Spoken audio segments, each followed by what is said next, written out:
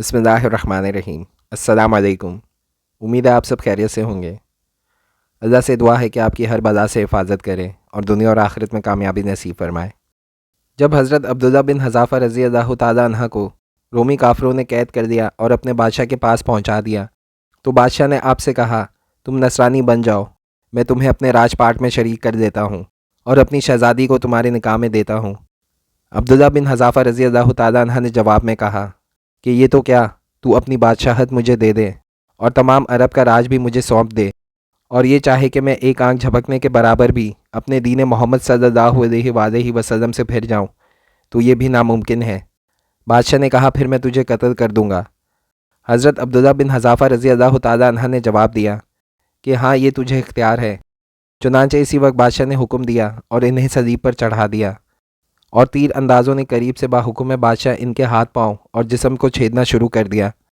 بار بار کہا جاتا کہ اب بھی نصرانی بن جاؤ، لیکن آپ پورے صبر و استقلال کے ساتھ فرماتے جاتے تھے کہ ہرگز نہیں۔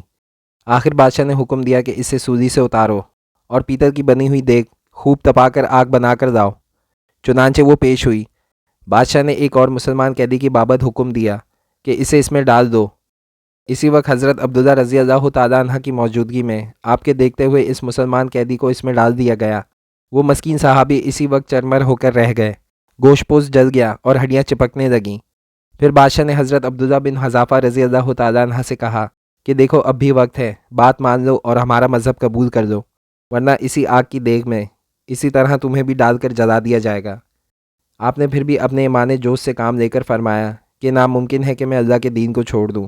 اسی وقت بادشاہ نے حکم دیا کہ انہیں چرخی پر چڑھا کر اس میں ڈال دو۔ جب یہ آگ کی دیگ میں ڈالے جانے کے لیے چرخی پر اٹھا لیے گئے تو بادشاہ نے دیکھا کہ ان کی آنکھوں سے آنسو نکل رہے ہیں۔ اسی وقت بادشاہ نے حکم دیا، رک جاؤ اور انہیں میرے پاس لے کر آؤ، اس لیے کہ بادشاہ کو امید بن گئی تھی کہ شاید اس عذاب کو دیکھ کر اس کے خیالات بدل گئے ہوں گے اور میرے مذہب کو قبول کر کے میری دامادی میں آ کر میری سلطنت کا ساجی بن جائے گا۔ لیکن بادشاہ کی یہ تمنا بے سود نکلی۔ حضرت عبداللہ رضی اللہ تعالیٰ عنہ نے فرمایا کہ میں صرف اس وجہ سے رویا تھا کہ آج ایک ہی جان ہے جسے اللہ کی راہ میں اس عذاب کے ساتھ قربان کر رہا ہوں۔ کاش میرے روئے روئے میں ایک ایک جان ہوتی تو آج سب کی سب جانیں اللہ کی راہ میں ایک ایک کر کے فدا کر دیتا۔ پھر بادشاہ نے آپ کو قید خانے میں رکھا اور کھانا پینا بند کر دیا۔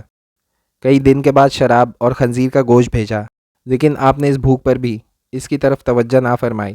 بادشاہ نے آپ رضی اللہ تعالیٰ عنہ کو بلا بھیجا اور اسے نہ کھانے کا سبب دریافت کیا تو آپ رضی اللہ تعالیٰ عنہ نے جواب دیا کہ اس حالت میں میرے لیے کھانا پینا تو جائز ہو گیا ہے، لیکن میں تجھ جیسے دشمن کو اپنے بارے میں خوش ہونے کا موقع بھی نہیں دینا چاہتا۔